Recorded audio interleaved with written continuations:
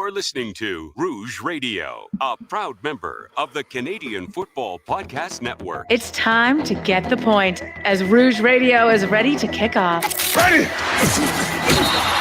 The best football talk with the best in the business. So what is the cost? You have 2 first-round picks this year because the Argos are dumb enough to trade for Drew Willie. A few rookies. We go directly to the on-field product. We welcome to the show the 20th overall pick in this past Sunday's CFL draft, DeAndre Wright of the Alouettes. DeAndre, welcome to the show. Thank you, guys. Thank you for having me. And the occasional Hall of Famer. Please welcome Doug Brown, who is one of the members of the current class of 2016 in the CFL Hall of Fame. Doug, thanks for joining us today. Oh, thank you, guys, for the kind words and for having me on the program. Rouge Radio is on the air. Here's your hosts, Robert Dalton and Tony Allen. For the first time since 2011 in this podcast history, yes, that's going all the way back to the Swagger and Stagger show, we are recording live from Saskatchewan. Yes, that is a big deal. It's the Rouge Radio podcast powered by the Canadian Football Podcast Network. My name is Robert Dalton, and you can follow me on Twitter at Rouge Dalts. And joining me, as always, Tony Allen. You can follow him at Tony Rouge. Tony, how's it going, my man?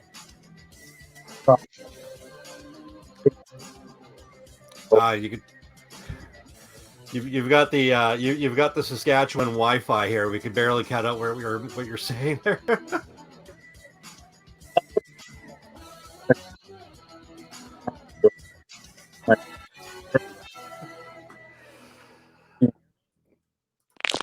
Okay. Don't worry. We'll get here. Welcome to the internet in Saskatchewan. All right. Okay. Well, I can hear you. All right. How's everything going? Can you hear me now? I can hear you. Okay, good. How's everything going? It's going absolutely exhaustingly fabulous. It's been a very busy since we last talked. So yeah. He said I'm in Saskatchewan, so it's quite the adventure.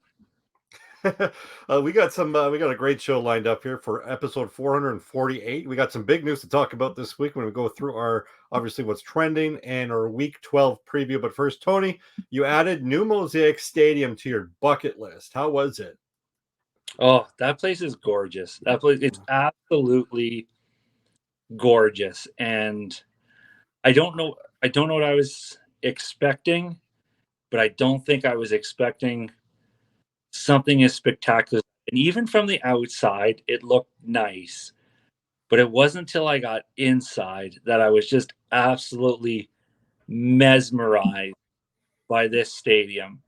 And I'd actually, after the game, I took a selfie in Mosaic and tweeted out, and I didn't mean any disrespect to Winnipeg Blue Bombers fans, because there was a lot of Blue fans who did not appreciate how much love I gave to Mosaic Stadium. And if I ever get to ID Field, I will tweet about my experience there. But until I can, I cannot believe a stadium like that exists in Canada. Like, just sitting in it, seeing it, I even felt Dave, one of the friends of the show, Dave Stadnick, is the guy that text messaged me and said he had a ticket to the game, and I felt so bad because probably the first 10 minutes I was in the stadium, he was trying to have a conversation with me, but I was so in awe of this place.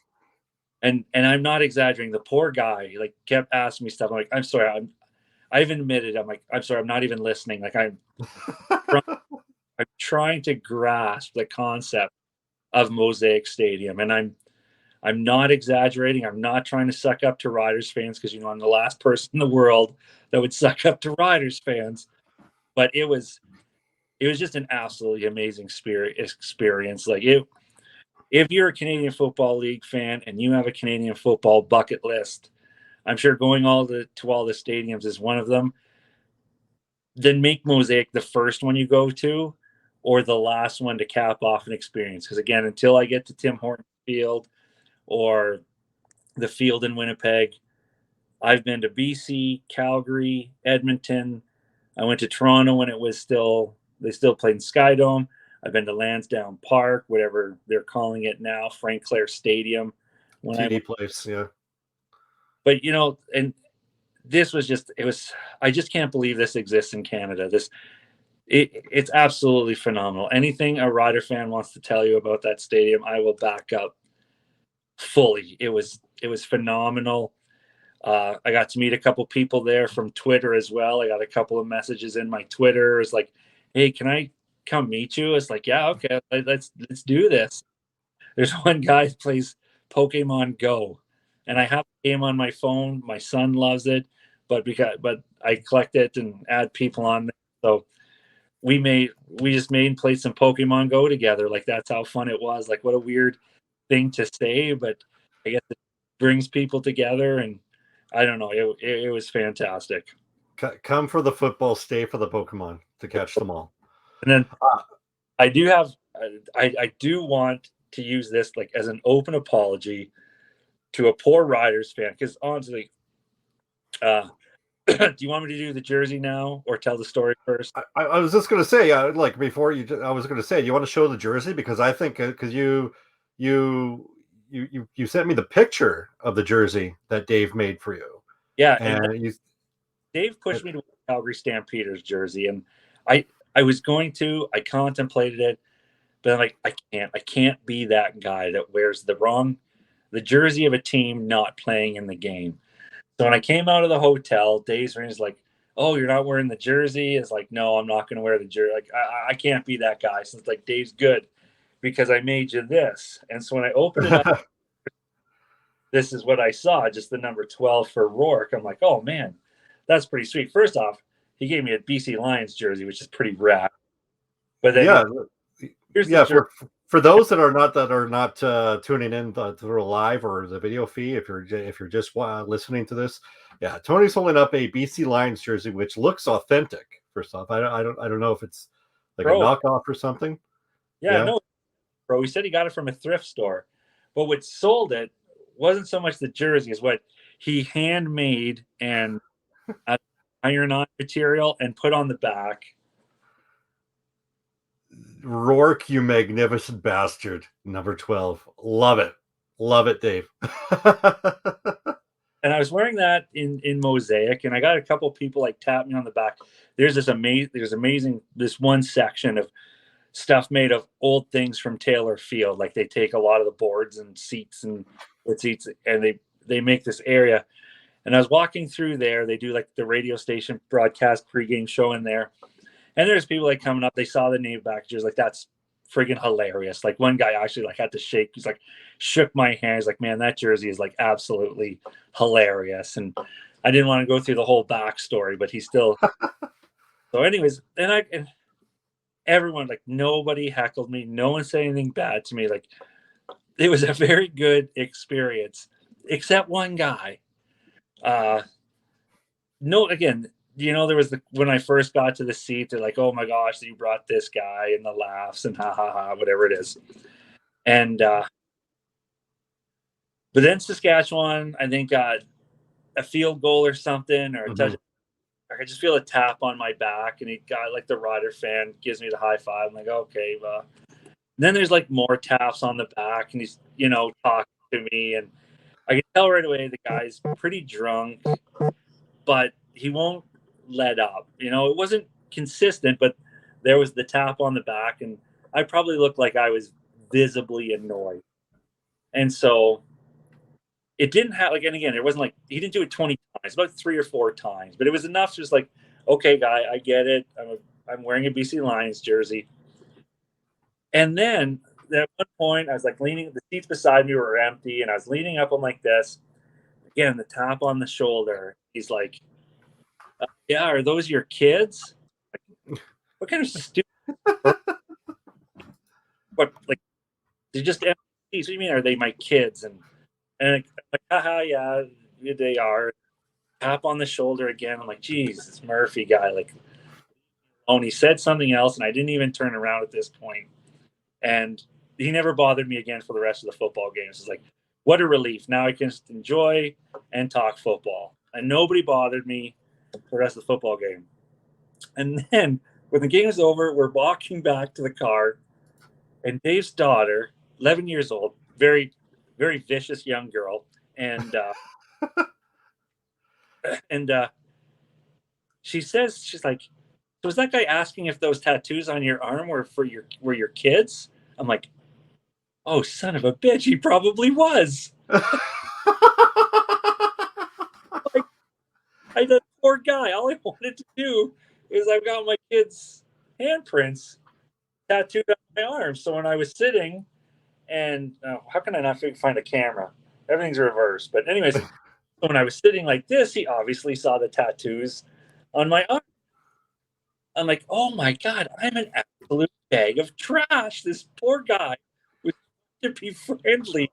I'm like, I am the jackwagon in this scenario.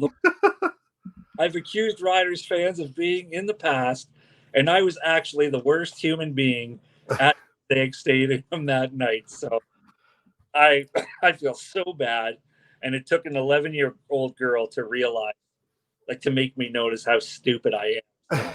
A couple of days. Oh geez, that's hilarious. That is like I don't know. I like everybody's gotten that embarrassment in public situations where you're like, after the fact you realize, holy crap. But just to have an 11-year-old girl just bring it out and be like, dude, he was asking about your tattoos. But and that's the worst. Like, I just assumed this guy wanted to just bag on me all night. But actually, and I picked a lucky game too to go to because it was like their wall of honor in Saskatchewan. They were honoring Weston wrestler, and so it was just like it was an amazing experience.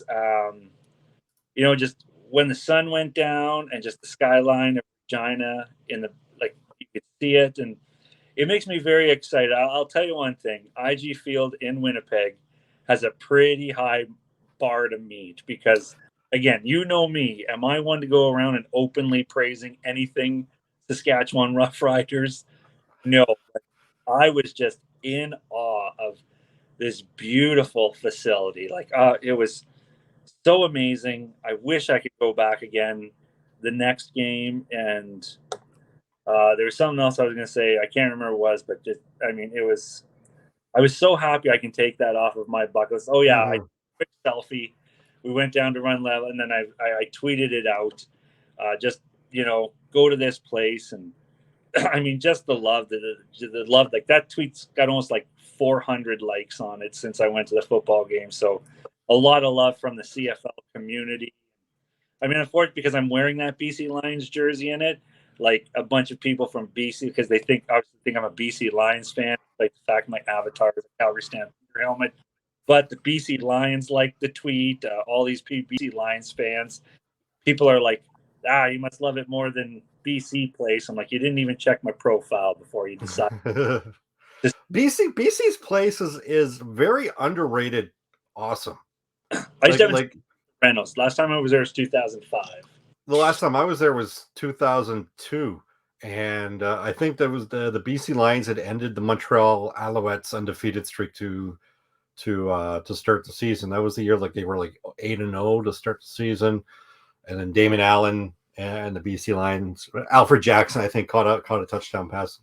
It's very underratedly loud in BC Place, and I think a lot of people they don't hear it that much on the TV, and they don't see, at least prior to this year, they don't see a lot of fans there. But when that lower level is half full, it's pretty loud. It's very severely underrated. Company was amazing. For as I do have I don't want to fill up our whole story or our whole episode with story time. Stadium visit by Tony.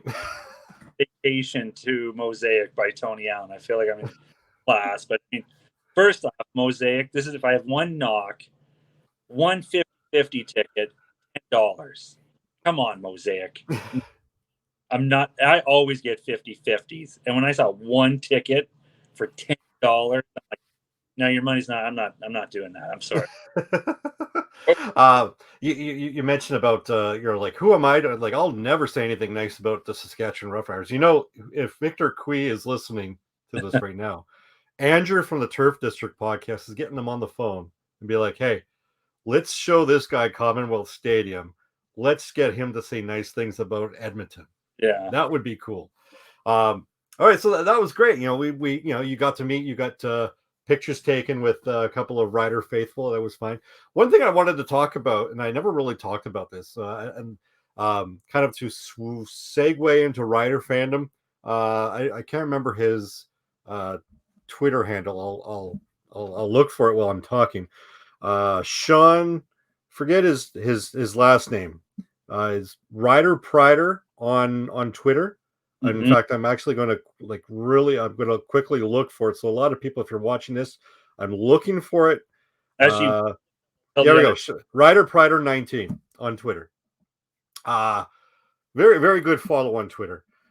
I know that we do this as almost like a hobby and whatnot. He's redid his man cave. And part of his man cave is he had all the cards from all the Canadian football podcasters from the Grey Cup. Remember that we were handing out those cards a couple of years ago? He had them all in a framed.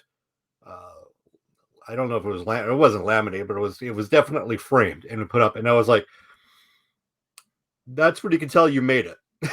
Like, honestly, that brought a tear to my eye. And I was like, the first thing I did is I had to show my wife, listen, there's a guy I've never met before, but he's got 3 pictures of me in his man cave. There you go. Not to make light of it, but I loved it. And I hate myself that I didn't bring this up when I saw it. And this is like 3 weeks ago. So thank you very much, Sean, through Twitter. If you're watching this live, you know, we've partnered with Sports Interactive, SIA. You can go to sia.com/rouge. And that is our dedicated website where we can, where they would provide you with a 100% match of your first deposit up to $500. Any bets that you've made this past week? Because I got a funny story that I ended up winning, but it was kind of an accident.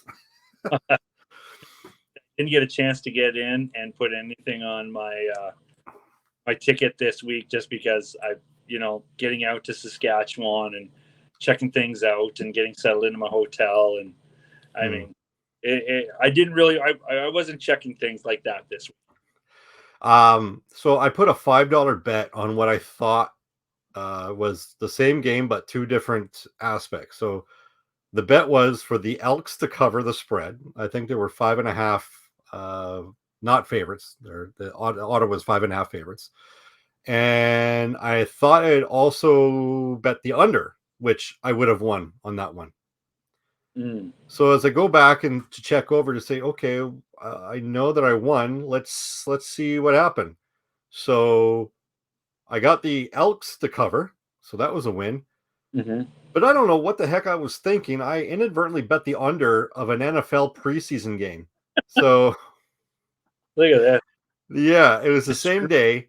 The Chicago Bears, and I can't remember who they played. Maybe I think it might have been the Colts. I can't remember, but it was the Chicago Bears, and I bet the under, and I won that. So it was a $5 bet. I ended up getting $25 back.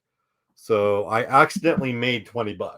So that's pretty cool. I think I might have actually won the same amount, maybe a little bit less, had I actually specifically bet the under for the Elks in the Red Blacks game. And of course, like I said, go to sia.com/rouge for matching 100% of your first deposit. And of course, that helps Sports Interactive. That helps Rouge Radio. Just think of it as betting local if you want.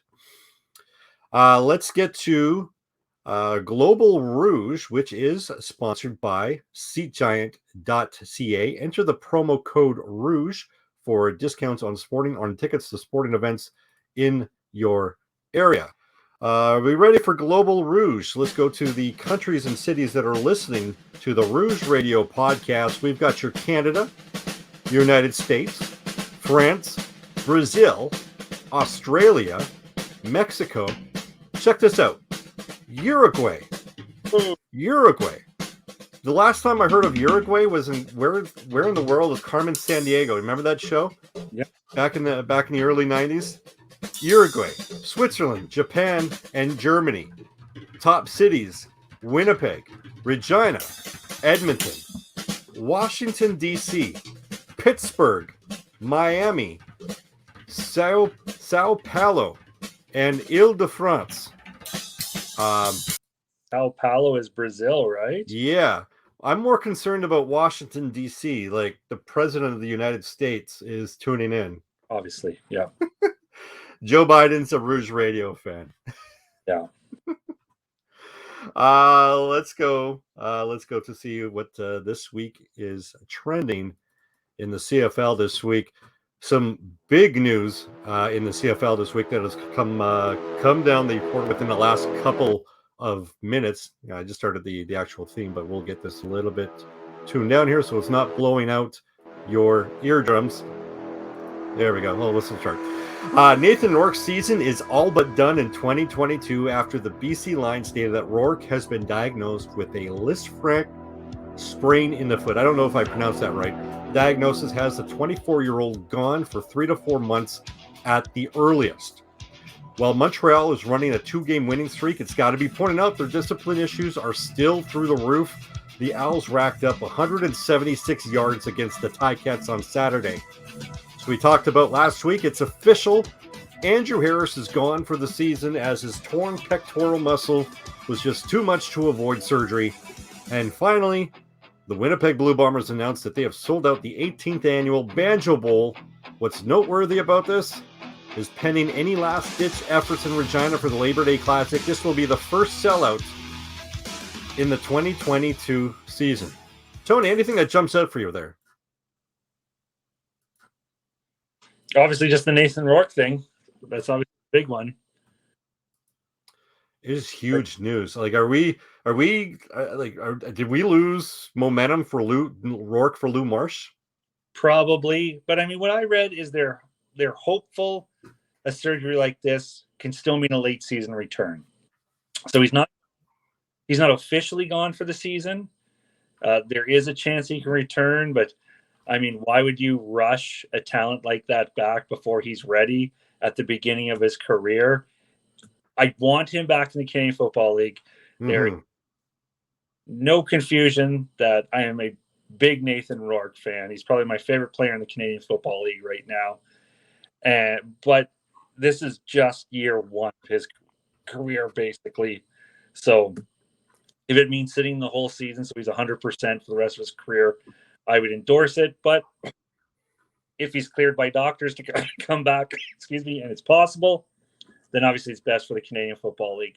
Actually, here, again, Tony's summer vacation in Regina. When Nathan Rourke when BC, it's a whole football team. When BC got to the end zone, I took out my phone. I'm like, I want to get a Nathan Rourke touchdown on film on my phone. And that's when we threw an interception in the end zone. I'm like, damn it. Okay, I'm not going to do it anymore. Then the fourth quarter comes around, and Nathan Rourke's still in the football game. Like, why is Nathan Rourke in the football game? This is dumb. But I take out my phone again, and Dave and I are laughing because the last time it happened, there was an interception. So Dave's like, yeah, please record it. And that's when Nathan Rourke got in. I'm like, I'm putting my phone in my pocket. I look at Dave. I'm like, I am not taking another video ever again. Like, I just ruined Nathan Rourke's entire career because I was trying to record it. So we had a little bit of that. So I do feel like guilty, like somehow I caused the injury by trying to record a big play. And then I think on the next play, the backup came in and Dave's like, this could be a first career touchdown. You should probably record this. Oh, geez. Yeah. The guy who's known for his, we are all yada, yada, opposite of Saskatchewan Roughrider fans this week. And it just doesn't work out for him. So yeah, I can see where he says the opposite effect is is going to take an effect for you. But no, it's and okay. So I have camera of the actual Nathan Rourke sack that led to the injury. I'm like, do I delete this? Do I keep this? You might just tweet it. Here's the thing. I want to comment about this. So possibly he's out of the running for Lou Marsh. Mm-hmm. Is he out of the running for MOP?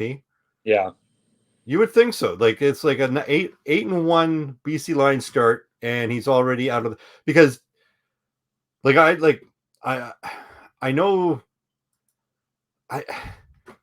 the Zach Collaros is probably the next one up, right? I mean, we're in agreement there. Yep. In my opinion, Zach Collaros and Winnipeg Blue Bombers would have to go for what are they 9-1 right now? They would have to go only lose 1-2 games the rest of the way, and Zach Collaros would not probably his TD to interception ratio for the rest of the way would be 3-1. That's how good Nathan Rourke is. If for Zach Collaros to maintain, if he's the second best right now, that's his standard that he's got to reach.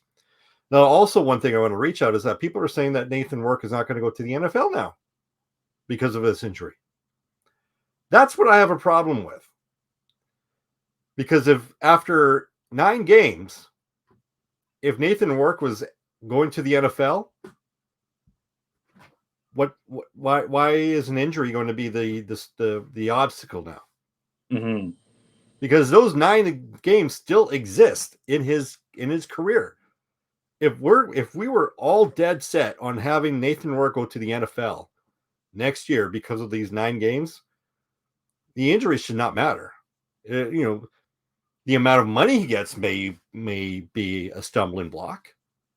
If it was a sure thing prior, it should be a sure thing next year. That's the only thing I'm going to recap about that. But how many people in Mosaic were thanking God that it wasn't Garrett Marino that injured Nathan Rourke? Because Twitter would have lost their crap if Garrett Marino, clean or not, if Garrett Marino was the result of Nathan Rourke's injury, Twitter would have just lost their crap. Yeah. Well, and then there is that thing with him and Lucky Whitehead. Oh, jeez, yeah. That video. That one's questionable. Here's the problem. Marino isn't a good human being. The fact that he continues to be employed by the Saskatchewan Roughriders is a black eye. There's no people can change on that one. I'm sorry. There's going to be everyone. There's no. With him, there is no. He got caught on a bad day because he's obviously a horrible person. Mm-hmm. When I watched that video, it's tough. Was he targeting Lucky Whitehead's head? It looked like it. Maybe you have more of an opinion on it, but do we see just what we want Marino to be? Is he the victim of himself now? Yeah, he is. And do we feel bad because he brought that on himself? Oh God, no. And I thought it was funny that he had that one hit that they called down due to procedure, and he hit the center. They're like, okay, that's happened before, not a big deal. But because it's Garrett Marino, It's a big deal. I've seen players go for that type of hit on Lucky Whitehead before. It's happened before. It's it's nothing new. But because it's Garrett Marino, it's a huge deal. How do you not attention? You don't, and it's you're particularly right. It's I know that you're a victim of your own stupidity in this case, because now you can't say, well, everybody else does this. You're right, but everybody else is not coming off a 4-game suspension for doing something completely idiotic. You did it, and I had laughed at the first thing the CFL on TSN panel did at the half was they pointed those two plays out and ensuring that, hey, let's not forget that this guy is a pathetic human being. So I didn't really want to talk too much about Garrett Marino, but here we are. Yeah. Okay. Let's get to the next segment here, shall we? Oh my God. Number one. Seinfeld, you magnificent bastard. All right, Tony. Who jumped out for you for your this week's magnificent bastard? Who grabbed your attention? Selection for me for the magnificent bastard this week. And off the grid on this one. And I've got to go to the BC Saskatchewan game. Mm-hmm. Someone who just stood out, going above and beyond. I wanted to make this week's magnificent bastard the man whose generosity allowed me to go to Mosaic Stadium and take in such a beautiful atmosphere. He was an amazing host, amazing representative for the city of Regina / Pence, because he's from Pence, not Regina, but an ambassador for the game, for the league, for the Saskatchewan Roughriders, for the city of Regina, and for making me this Nathan Rourke jersey that I got to wear to the game. This week's magnificent bastard, Dave Stadnick, for basically giving me an absolute amazing experience. So, Dave, you magnificent bastard. There we go. Now let's see if he listens. He could tweet at us sometime tomorrow. Just like, hey, they talked about me, and then not in a shady response.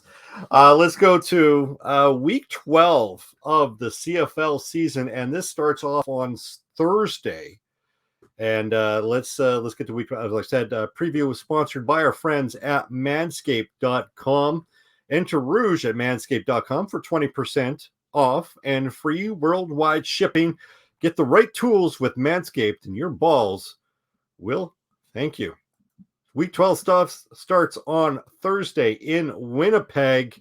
Winnipeg off the bye versus the Calgary Stampeders. You know, Ottawa has the hashtag flip the script, but this almost sounds identical to what Winnipeg did the last time that these two teams faced off in Calgary. Calgary coming off the bye. Winnipeg had injuries. Winnipeg had a very poor outing the week before. Where do you see this one going? I see this one going very favorably for the Winnipeg Blue Bombers at home. I think we're starting to see a little bit of what the Calgary Stampeders are made of and maybe a little bit of what they're not made of right now. If there was a contender aspect to the Stampeders before, I think they're starting to maybe show more of a pretenders aspect, and we'll see. There's quarterback controversy in Calgary. I don't know. The only thing was Mayer was able to come in and do what didn't happen in Saskatchewan, and that was lead to a victory. I won't say turn it around. I wouldn't say take the victory. He did enough to secure the victory, but you just automatically throw Bo Levi Mitchell out and bring in Mayer and see what happens. But even if it's a short leash for Bo Levi Mitchell, I mean, you're going up against the Winnipeg Blue Bombers. They're going to exploit every problem you have right now. And as we see, the Calgary has some. So 37-17, I'm taking the Stampeders. The quarterback who starts probably plays a big picture in this. Bo Levi Mitchell, his last couple of games, throws 149 yards against the Toronto Argonauts. Not the best completion percentage. And, of course, against BC, just over 200 yards, 206 yards against the BC line. Now, that's against the BC line, so you really can't. But that completion percentage was low again, 56.3, and I believe just under 60 against the Toronto Argonauts. So something's wrong with Bo Levi at this point, and he's not going to get any favors. The one thing I really liked about Jake Mayer is Kamar Jordan seems relevant again.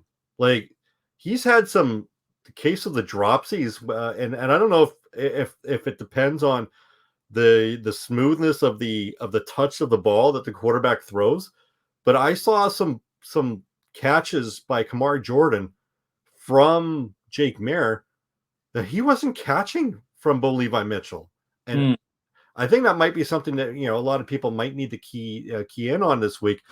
But a team coming off a bye, a team coached like Winnipeg, Calgary just looks out of sync defensively. I just Winnipeg's getting healthier at this time, and Calgary's got some injuries at the wrong positions, and I think that depending on how things work out with Kadeem Carey, if it's gonna, because I heard he was practicing but still out for a couple of weeks. Dietrich Mills, Peyton Logan, very good duo to come out of the backfield.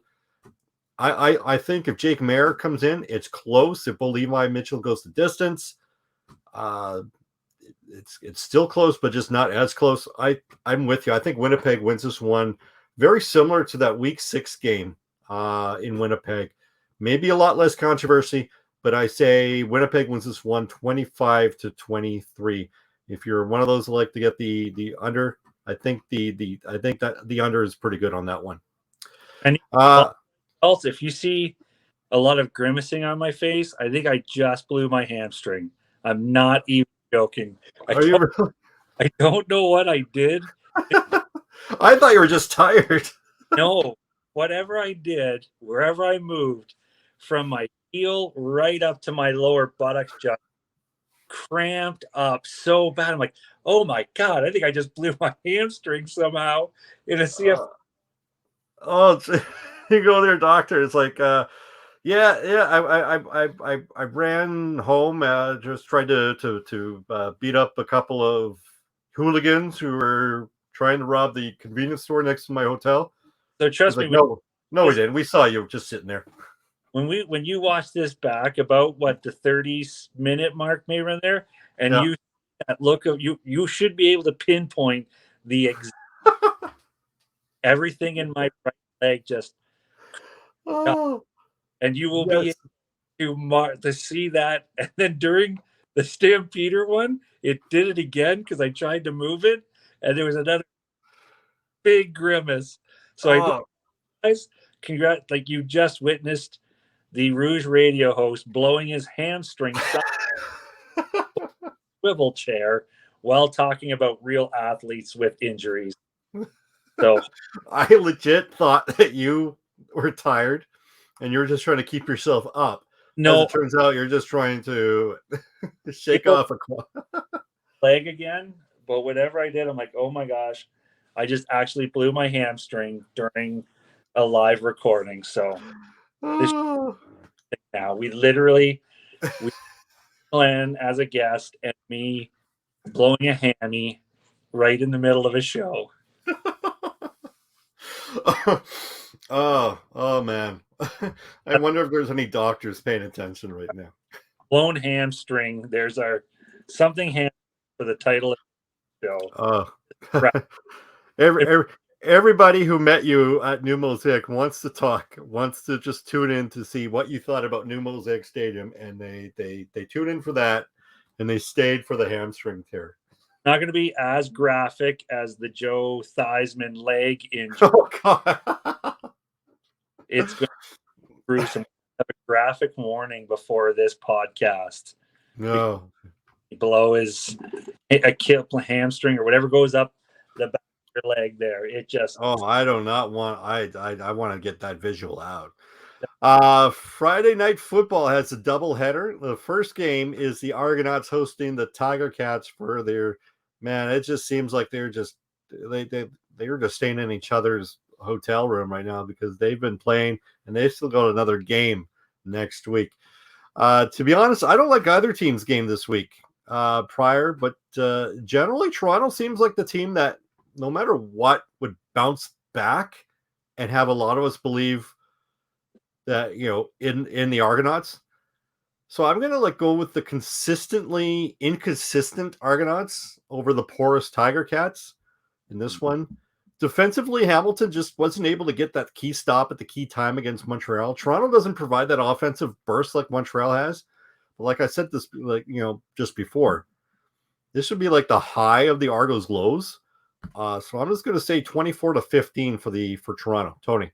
Yeah, I'm not far off from you. Like the Argonauts, I have no idea what they are. I know the Tiger Cats are bad. I know they are. And they've beaten bad teams, which to me is no indication of anything the Hamilton Tiger Cats have to offer football at all this year. But the Argonauts, if they're good, they can be really good. If the Tiger Cats are good, they can lose. And they'll lose when they're bad.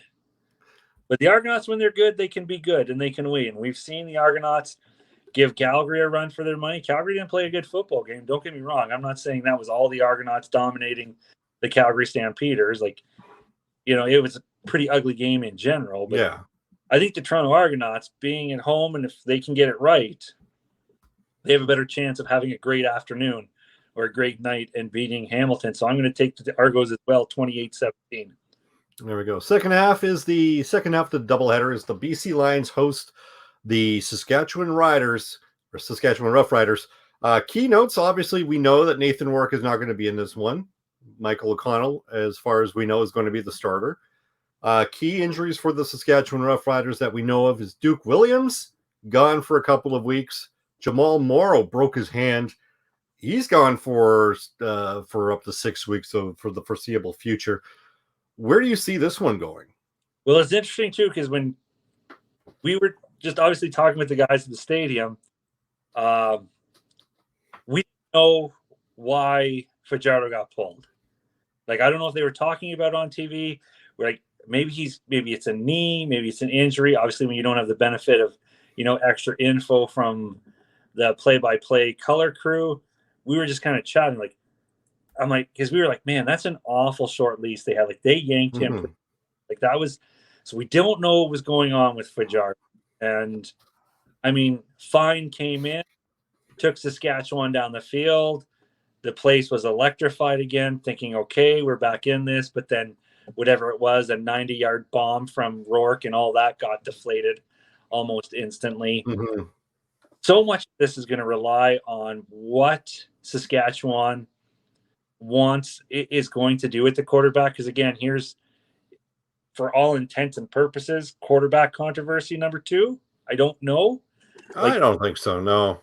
But okay, so Fajardo goes back in, and here is my one insight from being there. And if you ever go to a football game, it's just different for some reason. You just see things differently. And I'm not saying you can't see this stuff, but watching it, my thing was Fajardo shouldn't have got yanked because it was all the offensive line. That was just gross football. Like, it didn't matter who was behind that offensive line. They were garbage. Fajardo had no time to play, no time to throw the football, no react. It was bad. And I don't think Fajardo had a bad game. That's a bad offensive line he's got. Well, he had a bad game. It was just predicated by bad offensive line. And then how bad is it that the general manager, a former offensive lineman, can't seem to load that team up with good offensive linemen? Yeah. It just seems unreal. So anyway, I think the loss to Rourke is going to be like O'Connell came in and did a good job protecting the lead. Mm-hmm. Bad though. Like, again, we saw turnovers from Rourke that we didn't see. Like, it was a sloppy football game. When Rourke and BC's offense was on, they were on, and Saskatchewan's defense was very good as well in that football game. Obviously, with the exception, and they gave Saskatchewan a chance, and it's going to be 2 struggling offenses, I think, now, because BC's got to try and recover. That's going to be in their heads. I don't care how good O'Connell is. Hopefully for BC fans, he does prove himself confident and then get on the board quickly. Mm-hmm.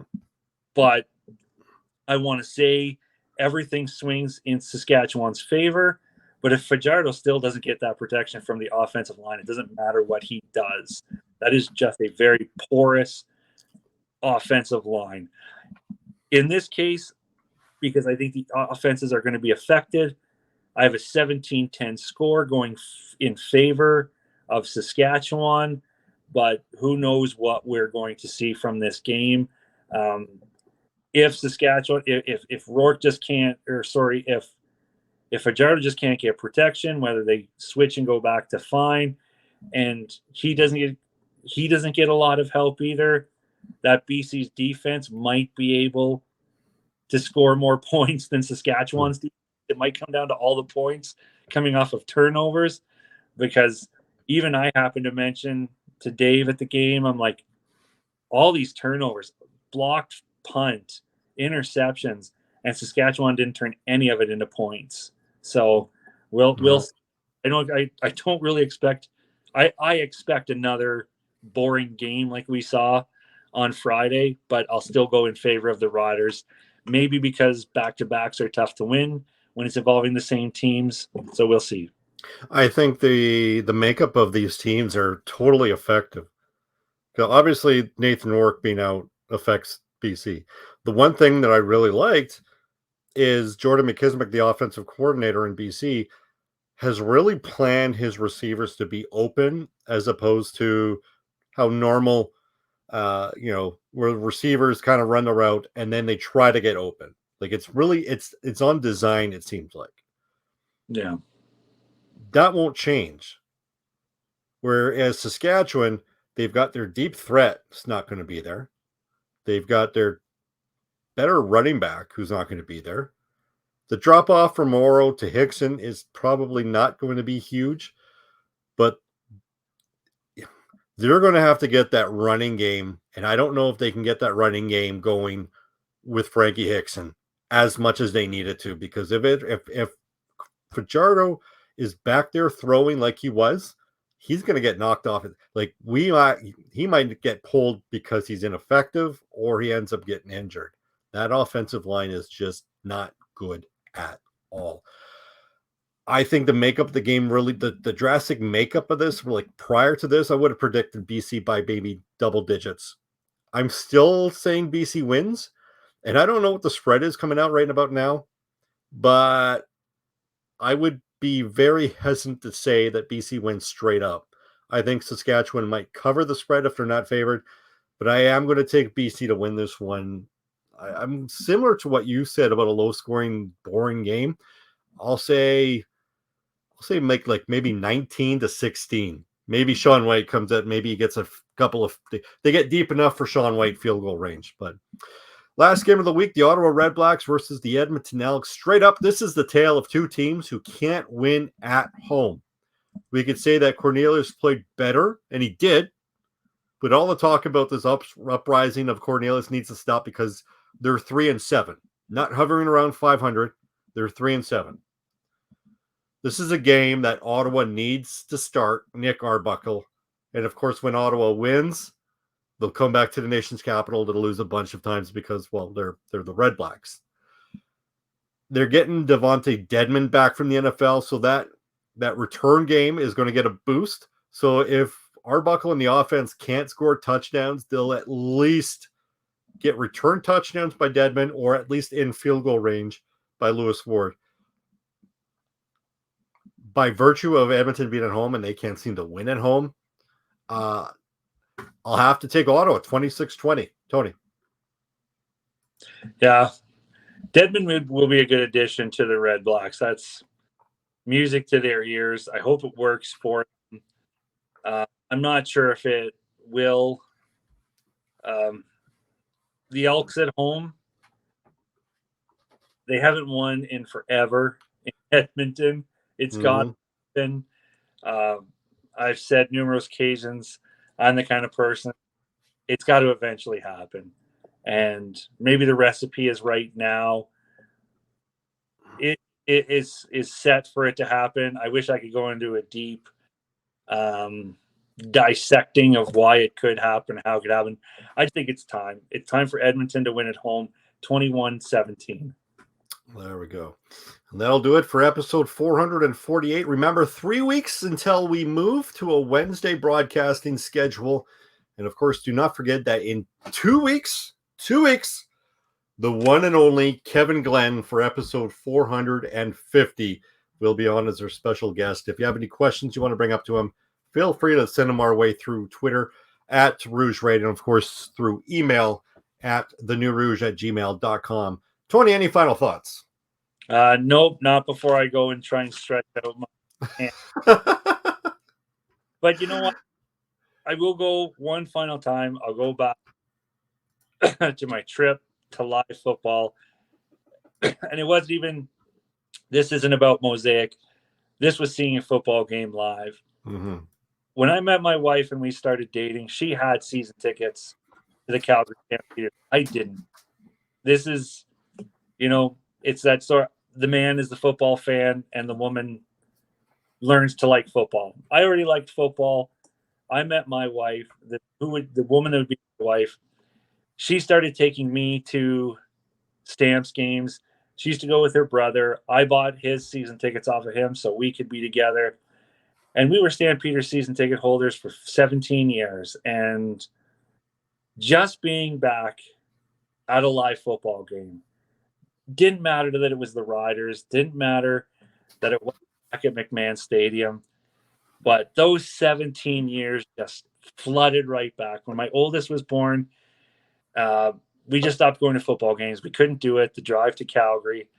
And it was like all 17 of those seasons that Tracy and I spent at McMahon Stadium, they just all came back to me in one rush. And it doesn't matter what stadium you're in. It all smells the same. It all sounds the same. The smell of the waterlogged hot dogs, the stale beer, the rowdy crowd, it's such a great time. And to be back there and bring back all those memories, and all I could do is go out and do it. If you can get to a Canadian Football League game, go. Build your own memories. Build your happiness. Go with your brother. Go with your dad. Take your kids. Take your date. Take your friend. Take your boyfriend. And just build those memories, because I can tell you 23 years later, as soon as I walked through those gates at Mosaic Stadium, it was that very first time 23 years ago when Tracy and I went to McMahon Stadium. I don't even remember what the first game was, but it brought it all back. So make the CFL a part of your life if you are in a city that can make it happen. Isn't it amazing how your feeling, your experience in a non-local football stadium it just grows when your team is not involved? Mm-hmm. Like I saw, like I said before, BC and Montreal and BC Place. My experience, like I just enjoyed two teams just going at it, and it ended up being like a tremendous football game. Yep.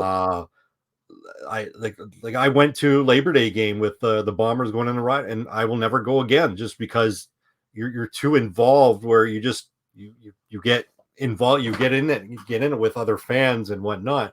It just lowers the experience. I want to go to New Mosaic to have that experience, but not have where Winnipeg's playing, so I can at least enjoy that experience and not have anything to worry about. And take Dave with you, because he's very interesting to go to game with. He will tell you every penalty the opposition takes on every snap.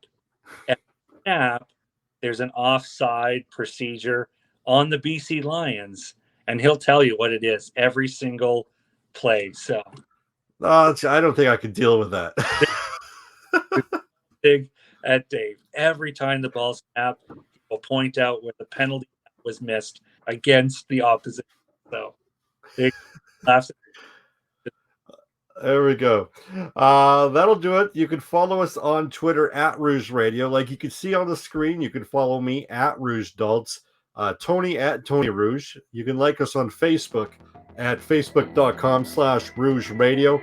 YouTube, you can search for this show as well as other content. Coming out with another trade tree coming out in the next couple of days. I'm going to be putting out some TikTok content about the bettings and other CFL content. You can go to TikTok at Robert Dalts on TikTok. You can find me. For Tony, I'm Dalts. Thanks for watching and listening. We'll see you in a week.